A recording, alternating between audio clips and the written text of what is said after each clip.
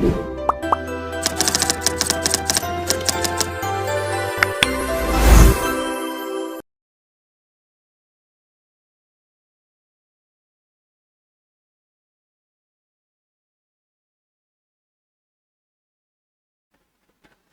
हिंद दोस्तों, आज है lecture number 5 elasticity of demand, chapter number 3B। Last 4 lecture में हम लोग ने definition and elasticity of demand किया, types of elasticity of demand किया। उसके बाद वाले लेक्चर में types of price elasticity of demand किया है, आउटपुट रेशियो मेथड किया है, टोटल आउटले मेथड किया है, और आज हम लोग करेंगे ज्योमेट्रिक मेथड। प्लीज अगर आप लोग ने ये वीडियो देखा नहीं रहेगा तो प्लीज ये सब पहला वीडियो देखिए, उसके बाद आपको ज्योमेट्रिक मेथड बहुत अच्छे से समझ में आएगा। अब ये ज्योमेट्रिक मेथड हम लोग ने, तीसरा मेथड हम लोग ने किया क्यों? तो देखो, अलग अलग मेथड्स में ना अलग अलग फॉर्मूलाज थे। जैसे कि रेशियो मेथड में आप देखोगे तो percentage change in quantity demand upon percentage change in price था। टोटल एक्सपेंडिचर में हमने प्राइस इनटू क्वांटिटी था।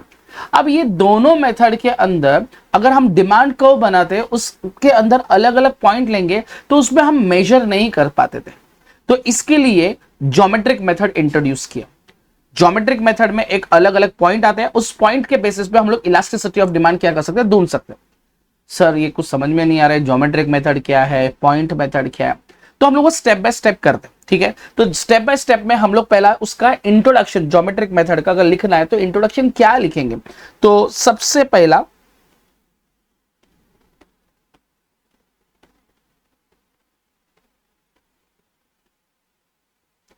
ज्योमेट्रिक मेथड, तो ज्योमेट्रिक मेथड क्या रहेगा? तो पहला point, geometric method is also known as point method बोला जाता है। इसको क्या बोला है? इसको पॉइंट मेथड बोला गया। Same it is introduced by professor Alfred Marshall in the books of principle of economics in the year 1890। अब P.E, O.E ऐसे मत लिखना पूरा लिखते जाना, प्रिंसिपल ऑफ इकोनॉमिक्स। तो ये मेरा पहला पॉइंट रहेगा। Geometric method is also known as point method. Point method बोलते क्या होता है? Small changes. वो स्मॉल चेंजेस को आइडेंटिफाई करने के लिए ये मेथड यूज किया। It is introduced by professor Alfred Marshall in the books of principle of economics in the year 1890। ये मेरा पहला पॉइंट होगा, ठीक है। सेकेंड पॉइंट क्या बोलता है कि हम लोग पॉइंट मेथड ढूंढना है, इसके लिए हमको टोटल आउटले मेथड और ratio method is not applicable, इसके लिए हम लोग पॉइंट मेथड करें। ये मेरा सेकंड पॉइंट है जो हम लोग टेक्स्ट बुक में से देख के करेंगे। तो यहां पे ज्योमेट्रिक मेथड को अलग अलग पॉइंट में फाइंड आउट करने के लिए हमको दो मेथड, दो डायग्राम बनाना पड़ेगा, दो कॉन्सेप्ट पढ़ना पड़ेगा इसके अंदर। एक होता है लीनियर और दूसरा होता है नॉन लीनियर, ठीक है। तो ये लीनियर क्या है? तो लीनियर देखते हैं हम लोग। यहां पर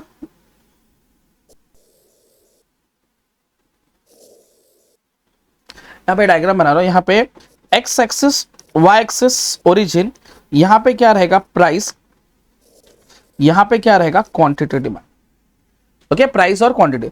तुमको मालूम है यहां से तुम्हारा डिमांड कर्व क्या रहता है? स्लोप डाउनवर्ड रहता है, बराबर। ये तुम्हारा क्या है? Demand curve. ये डिमांड कर्व कभी भी एक्स एक्सिस और वाई एक्सिस को टच नहीं हो सकता, बराबर ना। लेकिन अल्फ्रेड मार्शल ने बोला ये डिमांड कर्व को हम लोग एक्सटेंड करेंगे और इसको टच करेंगे। कहां पर? एक्स एक्सिस को, ये दिख रहा है ना, एक्स एक्सिस को भी टच करेंगे और किसको भी टच करेंगे? वाई एक्सिस को भी टच करेंगे। तो ये क्या बन गया? एक सेगमेंट बन जाएगा। क्या बन जाएगा? एक सेगमेंट बन जाएगा। उसको नाम दिया सेगमेंट ए और बी। समझा क्या? अब बोलेंगे सर डिमांड को कभी एक्स एक्सिस और वाई एक्सिस को टच नहीं करते तो क्यों किया? ये अल्फ्रेड मार्शल ने बोला क्योंकि हमको पॉइंट निकालना है, और पॉइंट में तुम जब एक्स एक्सिस को अगर टच करेगा तो वो 0 होगा और वाई एक्सिस को टच करेगा तो वो इनफाइनाइट होगा। अरे सर ये ऐसे कैसे? जो डिमांड कर्व है वो एक्सटेंड किया एक्स एक्सिस और वाई एक्सिस को, तो ये क्या बन गया? सेगमेंट। ओके, ये सेगमेंट बन गया। सेगमेंट क्या नाम दिया इसको? मैंने बोला सेगमेंट ए बी, ठीक है। ये एक सेगमेंट बन गया। अब इस सेगमेंट को दो पार्ट में डिवाइड करने का है। तो दो पार्ट में डिवाइड करने के लिए उन लोग ने एक लिया पॉइंट P। तो मैं ऐसा बोलूंगा ये सेगमेंट ए बी था और यहां पे point P is the mid point, is the mid point of किसका, सेगमेंट ए बी। मतलब ये ए बी जो है, ये ए बी को दो इक्वल पार्ट में डिवाइड किया। मतलब इसको अगर मैंने मिड पॉइंट बोला है तो ए बी का ये मिड पॉइंट रहेगा। इफ आई से कि ये सेगमेंट ए बी जो है ये कितना रहेगा, 8 सेंटीमीटर रहेगा अगर, और point P is the mid point of segment A B, तो मतलब मैं बोलूं ये सेगमेंट को मैंने दो पार्ट में डिवाइड कर दिया। हाँ सर, तो मैं बोलूं ये पी बी जो दिख रहा है, पी बी, इसको मैं क्या बोलूंगा, लोअर सेगमेंट बोलूंगा। हाँ सर, इसको मैं क्या बोलूंगा, अपर सेगमेंट बोलूंगा। ओके, इसको क्या बोलूंगा, लोअर सेगमेंट, उसको क्या बोलूंगा मैं, अपर सेगमेंट बोलूंगा। अच्छा, ये लोअर सेगमेंट रहेगा तो कितना रहेगा, तो मैं ऐसा बोलूं ये 4 रह सकता है। क्यों सर 4 रहेगा, क्योंकि ए बी ये अगर 8 है, पी अगर मिड पॉइंट है, तो पी से लेके बी ये कितना हो गया, 4 हो गया। पी से लेकर ए ये भी कितना हो गया, 4 हो गया, राइट। तो फिर इसको मेजर कैसे किया, तो इसको मेजर करने के लिए अल्फ्रेड मार्शल ने एक फॉर्मूला दिया है। वो क्या बोलता है, elasticity of demand is equal to, ध्यान से देखना, lower segment of demand curve, lower segment of demand curve, lower segment किसका, वो पॉइंट्स है ना, below the given point. Point P दिख रहा है ना, तो पॉइंट P से उसके नीचे वाला जो पॉइंट है दैट इज PB, बराबर ना। वो पॉइंट B से वो सब क्या रहेगा, उसका लोअर सेगमेंट रहेगा upon upper segment of demand curve above the given point। ये बहुत इंपॉर्टेंट है, ये सब चीज ध्यान से देखना पड़ेगा। तो देखो क्या लिखा है यहाँ पे, इलास्टिसिटी ऑफ डिमांड। अब मैंने क्या बोला, सबसे पहला अल्फ्रेड मार्शल ने डिमांड कर्व बनाया, बराबर। उस डिमांड कर्व को क्या किया, उसने एक्सटेंड किया। एक्सटेंड कहां तक किया, एक्स एक्सिस और वाई एक्सिस को किया। तो ये क्या बन गया, सेगमेंट बन गया। सेगमेंट क्या नाम दिया, सेगमेंट ए बी नाम दिया। फिर पॉइंट P दिया। पॉइंट P क्या है, मिड पॉइंट ऑफ सेगमेंट क्या है, ए बी है। तो उसको दो पार्ट में डिवाइड किया, लोअर सेगमेंट और अपर सेगमेंट। मैंने ऐसा अज्यूम किया कि सेगमेंट ए बी ये कितना है, 8 सेंटीमीटर है, तो उसको दो इक्वल पार्ट में किया। तो लोअर सेगमेंट रहेगा, तो जो पी भी है उसको कैसे बोलेंगे, लोअर सेगमेंट है ऑफ किसका, डिमांड कर्व का, और वो पॉइंट के नीचे वाला, बराबर ना। और अपर सेगमेंट ऑफ किसका, डिमांड कर्व का, उस पॉइंट के अबव वाला। अंडरस्टूड। अब ये पॉइंट आने के बाद, ये फॉर्मूला आने के बाद मुझे बताओ यहां पे मैं अगर इलास्टिसिटी ऑफ डिमांड लिखता हूं तो मुझे बताओ लोअर सेगमेंट क्या रहेगा, मैं ऐसा बोलूं PB रहेगा। लोअर सेगमेंट क्या रहेगा, PB रहेगा, और अपर सेगमेंट क्या रहेगा, PA रहेगा। तो मतलब मैं ऐसा बोलूं ये 4/4 आंसर विल बी 1। तो मतलब ये जो 1 आंसर आया, तो ये आपका क्या रहेगा, elasticity of demand equal to क्या रहेगा, 1। सबको समझ में आया मैंने क्या किया, सबको समझ में आया। इसके लिए वो फॉर्मूला दिया ना, lower segment upon upper segment दिया, राइट। तो इसको ये इस तरह से करेंगे। तो हम है ना इसी पॉइंट को एक और भी एक पॉइंट लेते हैं। चलो मैं ऐसा बोलता हूं, इस सबको मैं भूल जाता हूं, ये सब, ये लोअर सेगमेंट है ना, इन सबको मैं भूल जाता हूं। और मैं अभी यहां पर P1 बोलता हूं, ठीक है। तो अब मेरे लिए लोअर सेगमेंट क्या रहेगा, P1B रहेगा। मतलब मैं अगर इलास्टिसिटी ऑफ डिमांड ऑफ किसका करता हूं, मैं P1 करता हूं, ओके। तो मेरा लोअर सेगमेंट क्या रहेगा, P1B रहेगा, अपॉन क्या रहेगा, P1A रहेगा। ऑब्वियसली अगर ये पूरा अगर 8 है और ये पूरा अगर 4 है, तो ये कितना रहेगा, 2 रहेगा। तो मेरा ये कितना रहेगा, इधर 2 अपॉन कितना रहेगा, तो ऊपर वाला पार्ट क्या रहेगा, 6 रहेगा। तो आंसर विल भी क्या रहेगा मेरा, राइट, 0.3 रहेगा। अगर 0.3 रह रहा है तो दैट मीन्स मैं अगर बोलूं तो ये वाला पार्ट मेरा क्या हो जाएगा, इलास्टिसिटी ऑफ डिमांड विल भी क्या रहेगा, लेस देन 1 रहेगा। अगर मैं इधर बोल दो, ये वाला पॉइंट बोल दो, P2 लिखता हो तो लोअर सेगमेंट मेरा क्या हो गया, P2B और P2A, मतलब P2B विल बी 6 और P2A विल बी कितना रहेगा 2। तो मतलब मेरा यहां पे ED विल बी क्या रहेगा, विल बी ग्रेटर देन 1। और एक चीज अगर मुझे बताओ यहां पे एक्स एक्सिस को टच किया ना तो लोअर सेगमेंट कुछ है क्या, नहीं सर 0 है।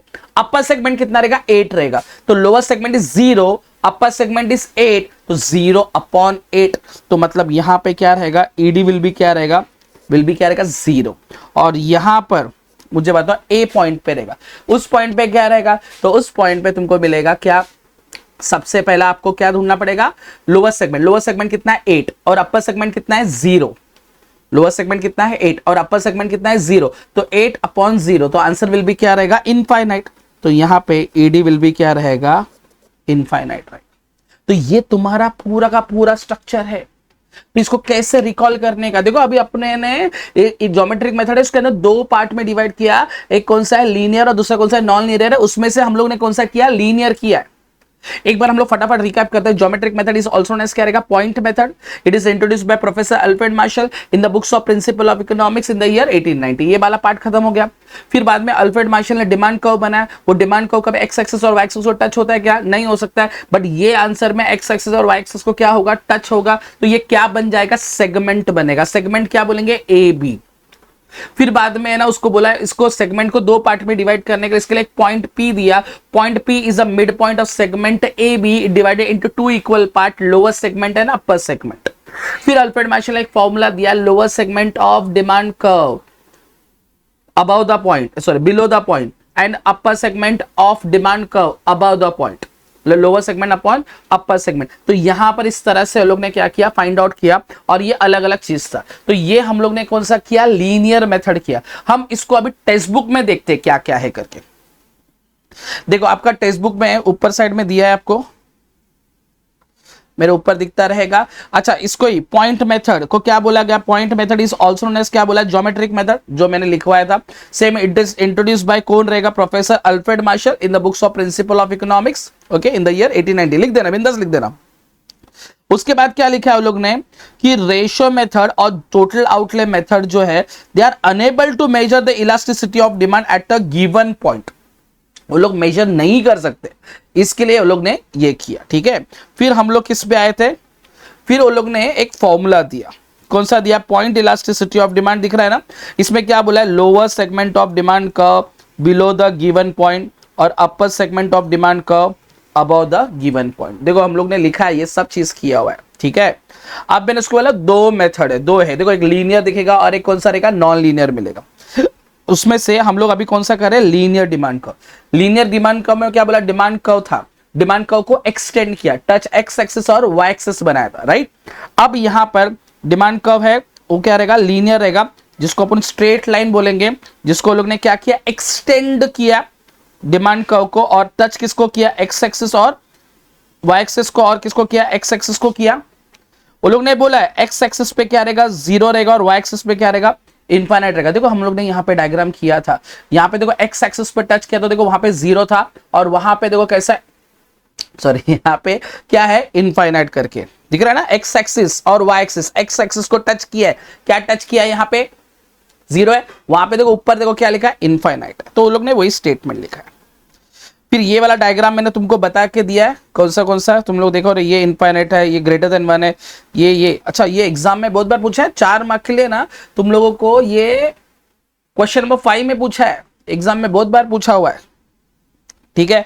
फिर बाद में मैं तुमको क्या बोला, सेगमेंट ए बी, ये क्या है, डिमांड कर्व है, जिसको मैंने कितना बोला, 8 सेंटीमीटर है। Point P is the mid point बोल दिया।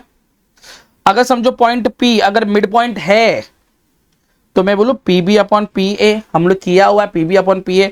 ये 4 अपॉन क्या रहेगा, 4, आंसर कितना आएगा 1। तो इसको क्या बोलेंगे, unitary elastic demand, right. P1 देखो डायग्राम में चाहिए तो इसको मैं रब कर देता हूं। P1 किधर है, P1 देखो यहाँ पे P1 है, ये दिख रहा है, इसको P1 बोलेंगे, राइट। P1 का लोअर सेगमेंट क्या रहेगा, P1B, देखो यहाँ पे लिखा P1B, दिख रहा है ना, P1B। और यहाँ पे अपर सेगमेंट क्या रहेगा, P1A। तो ये 2 अपॉन कितना आएगा, 6, आंसर विल बी 0.33, मैंने बताया था तुमको।